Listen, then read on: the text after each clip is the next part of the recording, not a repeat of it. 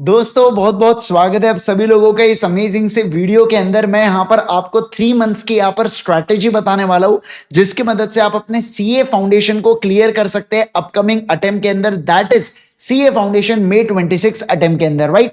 चलिए आज की अगर मैं बात करूं आप लोगों के साथ तो आज की तारीख है 28 जैन और आज हम लोग इस वीडियो को बना रहे हैं जहां पर मैं आपको बताऊंगा कि मई में जो हमारे अपकमिंग एग्जाम्स है, अगर आपका 12th होगा तो आपकी क्या स्ट्रैटेजी होनी चाहिए ये भी बताऊंगा। ये सारी चीजों को हम लोग यहां पर बढ़िया से देखते हुए चलेंगे। तो अगर आप इस चैनल के ऊपर नए हैं तो आप इस चैनल को सब्सक्राइब जरूर से कर दीजिएगा और वीडियो को लाइक करके अपने सारे सीए फाउंडेशन दोस्तों के साथ जरूर शेयर कर दीजिएगा। मित्रों देखिए 28 ऑफ जैन से लेके अगर मैं बात करूं आपके पास 30th ऑफ अप्रैल तक रहने वाला है समय, यानी कि ये 3 महीने आप लोगों के पास रहने वाले हैं। फिर मई में आपके एग्जाम्स है, मई में भी आपको कुछ दिन मिलेंगे पढ़ने के लिए।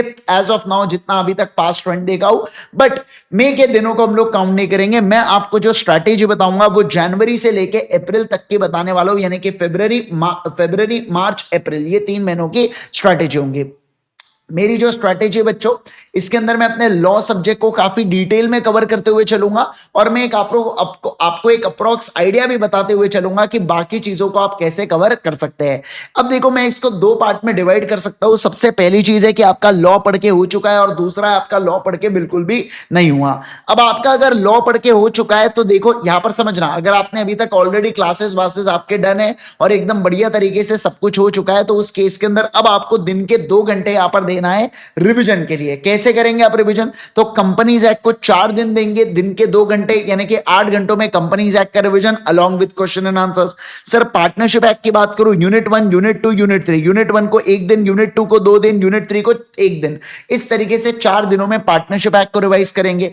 एलएलपी को 1 दिन में, आईआरएफ को 1 दिन में, नेगोशिएबल इंस्ट्रूमेंट को 2 दिन में। इंडियन कॉन्ट्रैक्ट एक्ट है तो इस हिसाब से आप यूनिट 1 से लेके 9 तक समय देंगे और यहां पर मतलब 15 दिनों में पूरा इंडियन कॉन्ट्रैक्ट एक्ट आपका खत्म होगा, जिसकी मदद से आप क्या करेंगे, कॉन्सेप्ट्स और क्वेश्चन एंड आंसर्स दोनों को पढ़ेंगे और फिर सोगा को इस तरीके से यूनिट 1 2 3 4 को 1 दिन 1 दिन 2 दिन 1 दिन, ये आपको समय देना पड़ेगा सोगा को कंप्लीट करने के लिए। तो मोटा मोटी 28 जैन से लेके 3 मार्च तक आपका revision plus question and answers दोनों एक बार आराम से रिवाइज करके हो जाता है। अगर समझना बात को, आपका May 26 अटेम्प्ट है और आपका 12th नहीं है तो मैं यहां पर बातचीत कर रहा हूं।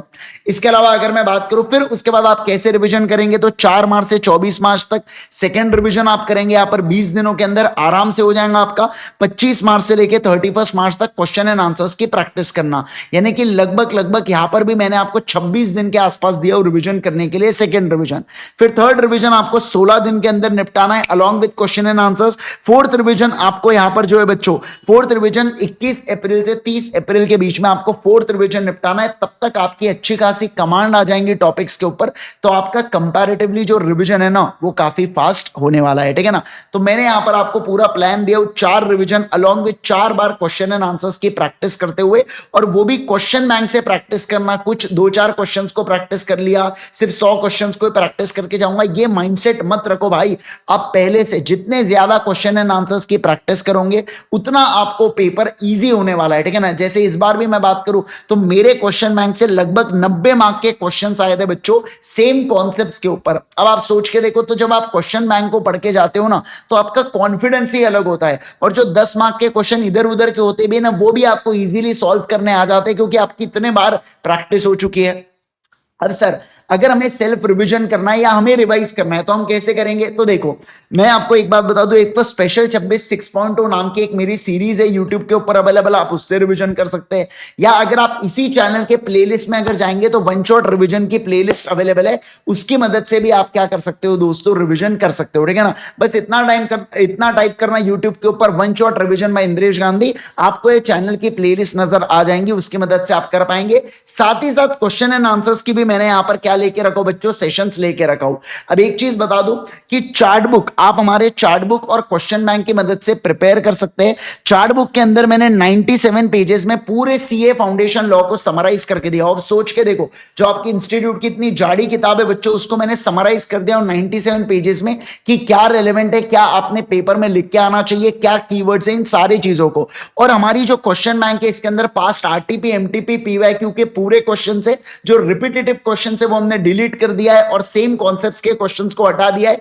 एक टॉपिक के ऊपर एक सवाल आपको यहां पर देखने को मिल जाएंगे। आरटीपी एमटीपी पूरे कवर्ड है इसके अंदर। ये दोनों किताबें igsir.in के ऊपर अवेलेबल है। आप इसके हार्ड कॉपी को परचेस करना बच्चों, सॉफ्ट कॉपी पीडीएफ वो उन लोगों के लिए होती है जिनको एग्जाम के 15 दिन पहले 10 दिन पहले रहता है कि चलो मैं किताब से पढ़ता हूं करके, ये क्वेश्चन बैंक अच्छी लग रही है, उनके लिए सॉफ्ट कॉपी है। हार्ड कॉपी में घर पे आपके घर पे किताब आती है, लगभग 8 से 10 दिनों के अंदर किताब आपके घर पर पहुंच जाती है बच्चों, ठीक है ना। अगर कोई पोस्ट की दिक्कत वगैरह नहीं चल रही हो, और आसाम मिजोरम साइड थोड़ा सा ज्यादा समय लगता है, ठीक है ना। बाकी igsir.in के ऊपर जाके आप क्या कर सकते हैं बच्चों, हमारे चार्ट बुक और क्वेश्चन बैंक को बाय कर सकते हैं, ठीक है। ऑलराइट, अब अगर किसी बच्चे ने लॉ पढ़ा ही नहीं होगा, सर हमने तो लॉ ही नहीं पढ़ा है, अब क्या करें? तो देखो, अगर आपने लॉ पढ़ा नहीं है या पढ़ा है पर आपको पता होता है कि आपको कंसेप्चुअल क्लैरिटी है या नहीं है करके, या आपको पता होता है कि कॉन्सेप्चुअल क्लैरिटी है या नहीं है, तो अगर आपने लॉ को पढ़ा ही नहीं है, तो मैं आपको ऑनेस्टली बताऊं तो आप रेगुलर कोर्स के लिए अगर मैं आपको बोलूंगा, देखो अगर आपके पास समय है तो आप रेगुलर बैच से पढ़ लीजिए। रेगुलर बैच की क्लैरिटी, रेगुलर बैच में डिटेलिंग अलग लेवल पर होती है। लेकिन अगर आपके पास समय नहीं है, मान लो आपके 12th के बोर्ड से, मान लो हो सकता है आप कुछ कॉलेज वगैरह कर रहे हो, आपके पास समय नहीं है, तो उस केस के अंदर मैंने एक बहुत ही प्यारा जुगाड़ यहां पर जमाया हूं आपको, और ऐसा जुगाड़ जो आपको 100% क्लियर करवाएगा। सर मैंने अपना एक एग्जाम ओरिएंटेड बैच को प्रिपेयर किया हूं, जिसके अंदर समझना, सुन लो पहली बात को, 91 आवर्स के अंदर पूरा सीए फाउंडेशन लॉ को मैंने यहां पर एकदम कॉन्सेप्चुअल मैनर में, जिसके अंदर मैंने 100% कॉन्सेप्ट्स को कवर किया हूं। इसके अंदर मैंने पूरी के पूरे क्वेश्चन बैंक को सॉल्व किया हूं। इसके अंदर मैंने आपको राइटिंग प्रैक्टिस भी कराया हो, सारी चीजें मैंने इसके अंदर आपको करवाया हो बच्चों, एग्जाम ओरिएंटेड बैच के अंदर। और ये बैच के अंदर आपको हमारी चार्ट बुक भी मिलती है और क्वेश्चन एंड आंसर्स की जो बुक है, क्वेश्चन बैंक है, ये दोनों किताबें आपके घर पर पहुंच जाती है। आप सोच के देखिए, सिर्फ 91 आवर्स के अंदर मैंने ये सारी चीजों को कवर करवाया हो। बहुत ही मतलब ट्रिमेंडियस, बहुत ही प्यारी बैच है, बहुत ही खतरनाक बैच है, आपको मजा आ जाएगा पढ़ के, इतना मैं गारंटी दे सकता हूं। और मैं आपको बता रहा हूं यहां पर कि टाइम है तो ही रेगुलर बैच से पढ़ना, नहीं तो आप एग्जाम ओरिएंटेड बैच से कवर करते हुए चलना, कम समय भी लगेगा। और दूसरा, वो बच्चे जिन्होंने ऑलरेडी मान लो पढ़ा हुआ है लॉ और उनको क्लैरिटी नहीं है, तो उनके लिए भी एग्जाम ओरिएंटेड बैच है, क्योंकि जो आपकी क्लैरिटी मिसिंग है, जो आपको डर लग रहा है, वो मैं इस बैच से आपको हटवा दूंगा। आपको रेगुलर बैच को अननेसेसरी एनरोल नहीं करना है, टाइम भी ज्यादा पैसा भी ज्यादा दोनों लगता है। हाँ, पर जिसको जीरो नॉलेज और टाइम है ना, तो उस केस में फिर वो रेगुलर बैच के लिए डेफिनेटली जा सकता है। मैं तो प्रेफर करता हूं रेगुलर बैच को, पर एग्जाम ओरिएंटेड बैच ऐसा कोर्स है उन बच्चों के लिए जो एक तो रिपीटर है, या जिनके पास कम समय है, जिनका 11 12 चल रहा है, जिनकी ऑलरेडी पढ़ाई की, तो उन लोगों के लिए बहुत ही क्रेजी, एकदम बहुत ही ज्यादा क्रेजी यहां पर ये कोर्स है, जिसको आप ultimatecA.com के ऊपर जाकर क्या कर सकते हो, एनरोल कर सकते हो। तो एग्जाम ओरिएंटेड बैच है बच्चों, है ना, ये आप ultimatecA.com के ऊपर जा सकते हो और एनरोल कर सकते हो, ठीक है ना। सर यहाँ पर batch starting on first week of March क्यों लिखा है? ऐसा नहीं है, समझो। देखो, एक बैच है जो मैंने मेरी अभी जनवरी 26 के लिए बैच लिया था, वो अवेलेबल है, तो आप उस बैच से पढ़ना स्टार्ट कर दो। फर्स्ट वीक से यहाँ पर क्या होगा कि मैं कुछ पोर्शन को लाइव कवर करवाने वाला हूँ। जैसे फर्स्ट वीक से एक और हमारी नई बैच होंगी, बट वो ब्लेंडेड बैच होंगी, वो पूरी लाइव बैच नहीं होंगी। ब्लेंडेड बैच का मतलब होता है उसके अंदर 50% लाइव होगा पोर्शन और 50% रिकॉर्डेड पोर्शन होगा। आप ऐसा समझो, लाइव में जैसे मैं इंडियन कॉन्ट्रैक्ट एक्ट को और सोगा को कवर करवाऊंगा लाइव में, बाकी जितना भी पोर्शन है हमारा यहां पर क्या होने वाला है, रिकॉर्डेड रहने वाला है, ठीक है ना। तो इट्स, अब अगर आप मान लो अभी एनरोल भी कर लेते हो, तो भी मैं आपको ये फर्स्ट वीक ऑफ मार्च वाली जो बैच है उसका एक्सेस मैं आपको दिलवा दूंगा बाद में। अगर कोई बच्चा आज यानी कि 28 जनवरी है इसके बाद भी एनरोल करता है, तो भी, अब मान लो जनवरी के महीने में भी आपने एनरोल किया, तो करवा दूंगा जब मेरा लाइव होगा तो एक्सेस। सर इसका मतलब इंडियन कॉन्ट्रैक्ट एक्ट सोगा हमको अभी देखना है, तो नहीं, ऐसा नहीं है। जो मेरी बैच है वो 100% बैच आपको अभी प्रोवाइड हो जाएंगी। जैसे अगर मैंने आज एनरोल किया तो कल मेरे को 100% पूरी बैच मिल जाएंगी, पूरे लेक्चर्स मिल जाएंगे। लेकिन ये जो इंडियन कॉन्ट्रैक्ट एक्ट होगा मैं बाद में लाइव लूंगा, तो इन केस आप में से कुछ बच्चों ने रिकॉर्डेड कवर नहीं किया होगा, उनको लाइव देखना होगा, तो वो लाइव भी बाद में देख पाएंगे क्या? बिल्कुल बिल्कुल देख पाएंगे, मैं ऐसा यहां पर कह रहा हूं, ठीक है ना। तो आप ultimatecA.com के ऊपर जाके इस बैच को एनरोल कर सकते हो। बहुत सही बैच है, मैं इस बात की गारंटी आपको दे सकता हूं।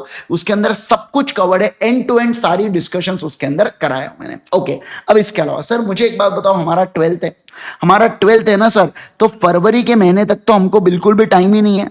है ना। और ऊपर से सर हमारे घर वालों ने बोल के रखा है कि मे अटेम्प्ट तो तुझे फाउंडेशन का देना ही है, तो अब सर हमारे लिए तो करो या मरो वाली बात है।